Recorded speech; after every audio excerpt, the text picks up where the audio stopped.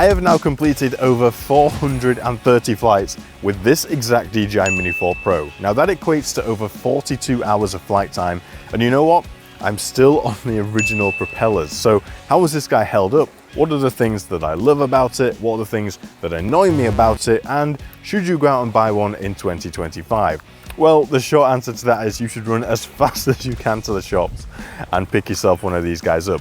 But with everything in life, it's not that simple. So if you're new around here, my name is Justin. It's great to see your wonderful smiling face. And if you've been here before, it's great to have you back. So let's get into my long-term review of the DJI Mini 4 Pro.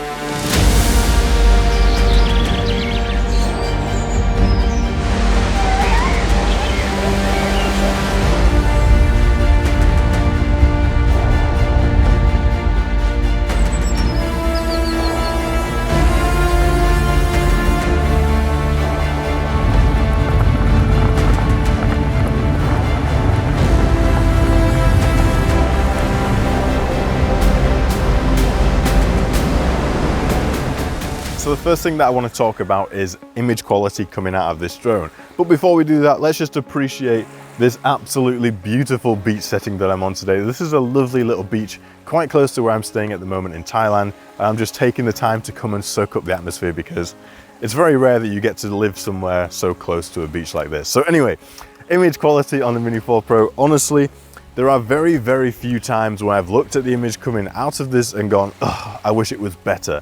Honestly, the image quality coming out of the Mini 4 Pro, especially for a mini drone, is phenomenal. Now, it's got that 1/1.3 inch sensor, which has actually become quite a staple in DJI's line of products. And it's even the same sensor that we saw in the larger Air 3. And that sensor has only been changed in the Air 3S for that 1 inch sensor. But the 1/1.3 inch sensor in this is a fantastic little sensor. And with that massive 1.7 aperture that we have on this guy, the low light performance is literally stunning. And honestly, I love the footage that comes out of this Mini 4 Pro. I love the fact that we have the D-Log-M color profile. It allows me to do so much more with my image in post-production, and it just makes the image so much more detailed.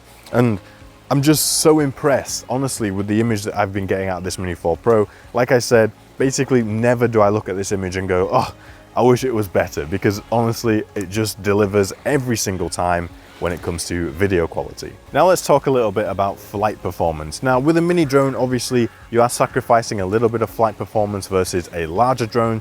We're gonna have a lighter drone, we've got smaller motors, it's just generally less powerful overall.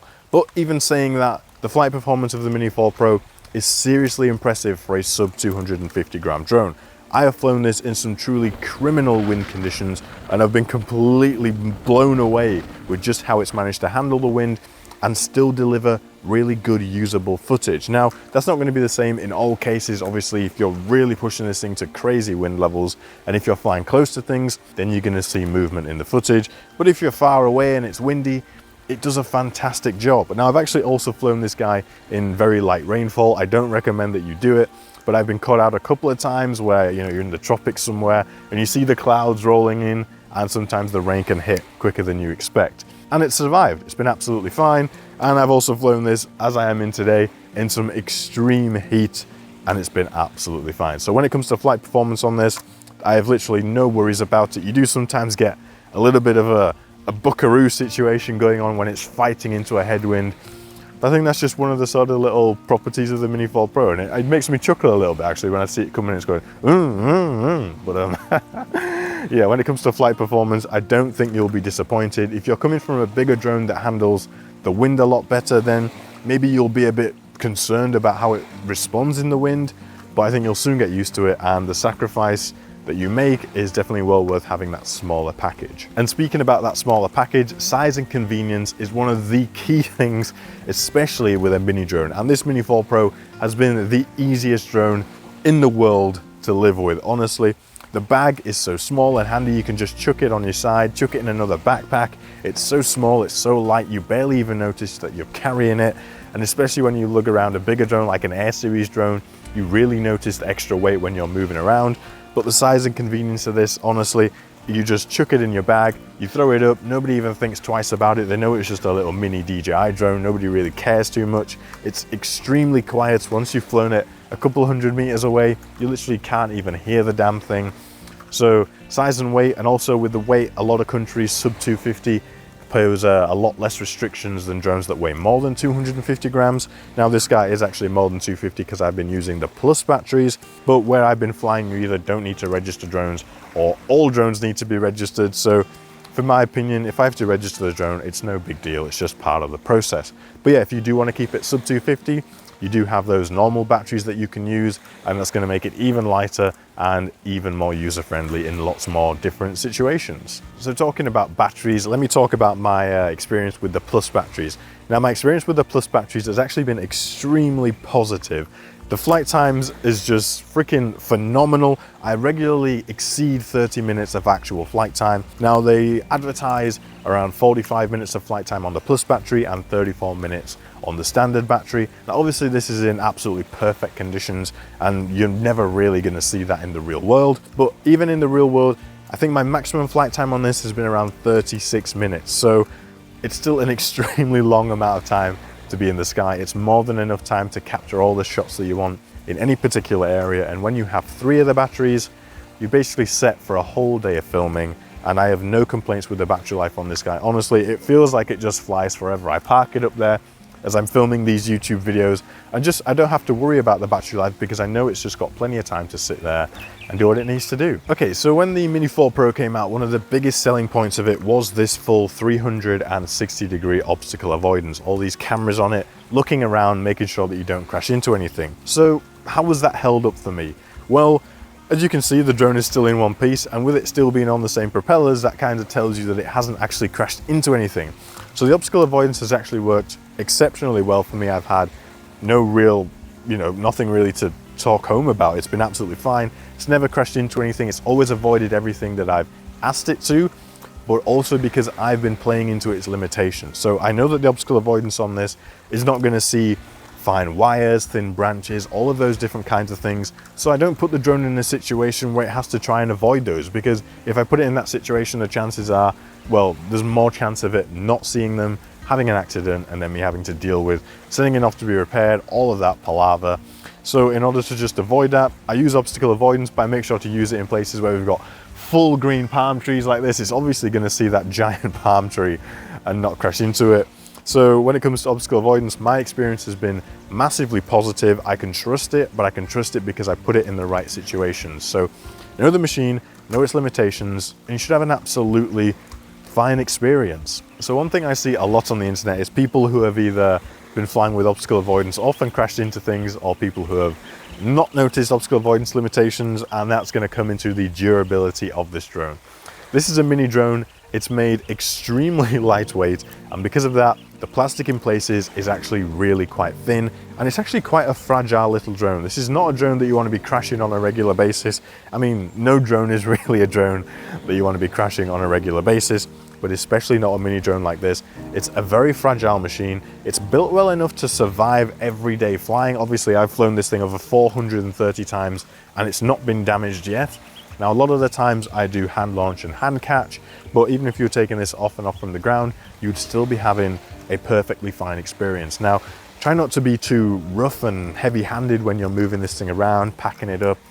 Just things like that you have to bear in mind. It's a lightweight drone.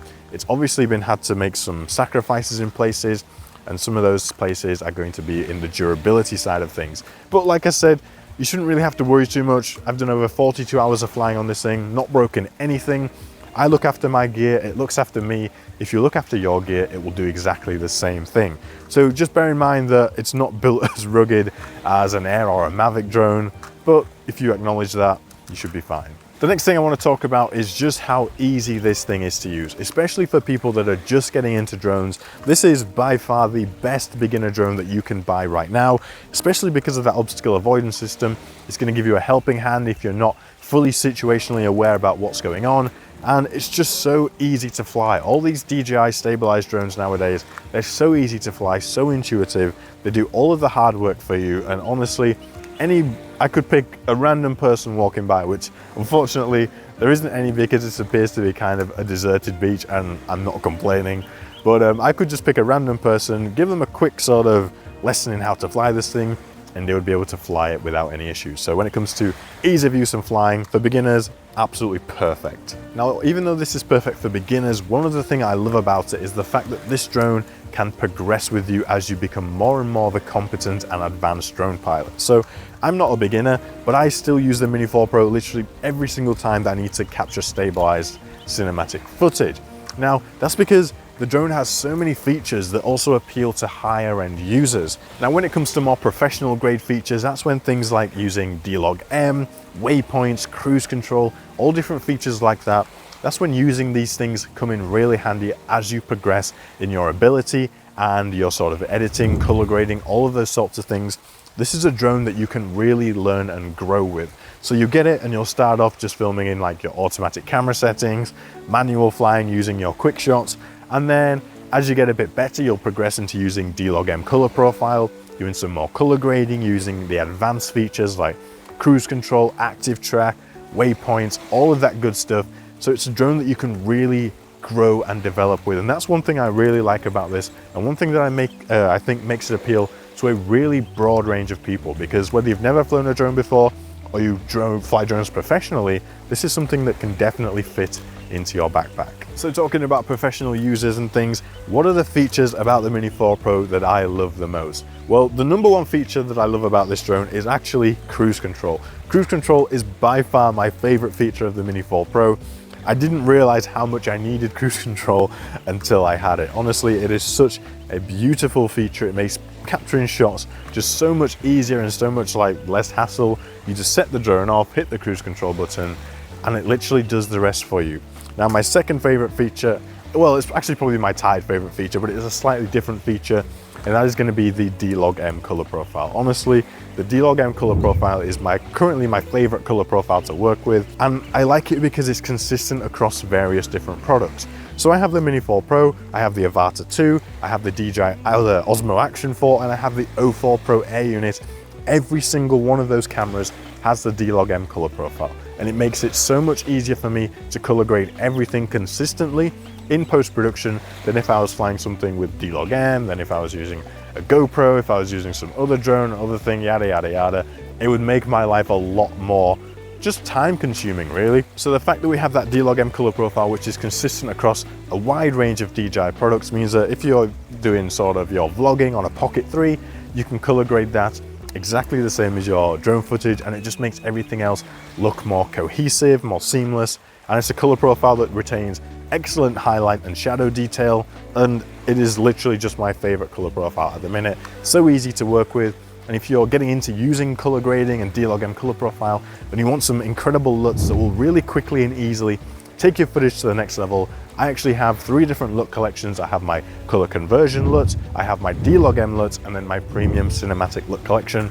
All of those are going to give you a really good helping hand to transform your footage. Honestly, those LUTs I've been developing them over the last basically year or more. One of them has actually been in development for a hell of a long time. And basically you can just drag those straight onto your D-Log-M footage, and it's going to give you beautiful color graded footage ready to go. So moving on to the next thing I want to talk about is actually the RC2 controller. So let me just grab that 1 second. Here we go. Let me just take off my neck strap real quick.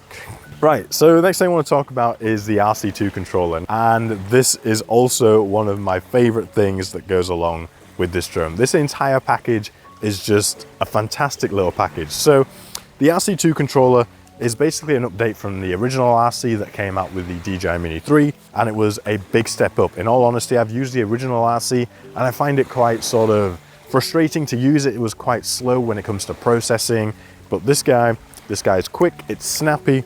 The screen, I think the screen is more than bright enough. If you're on a very sunny situation like this, then it can be a bit harder to see. But when it's really sunny like this, especially where I am here, it gets really hot. I always find a bit of shade to stand in anyway, so I don't tend to struggle with actually seeing the screen.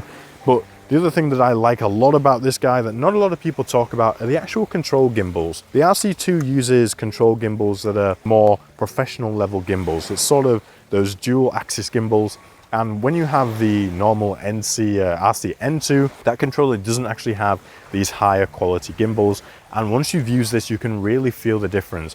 These gimbals allow you to have more accurate control, more precise, and I just think it helps you capture better footage. So if you're looking at a controller, the RC2, obviously the screen is a massive selling point. I hate having to put my phone into the controller, and if I don't have to do that, you can bet your bottom dollar I am not doing it. So the RC2 controller, the extra screen, the buttons on the back too as well, these programmable buttons, I use them all the time. This one right here I have set to my cruise control, which like I said, I use every time I fly. So the RC2 controller, massive selling point for me. If you're getting the Mini 4 Pro and you're considering both controllers, get the RC2, you won't regret it. It's a better controller overall.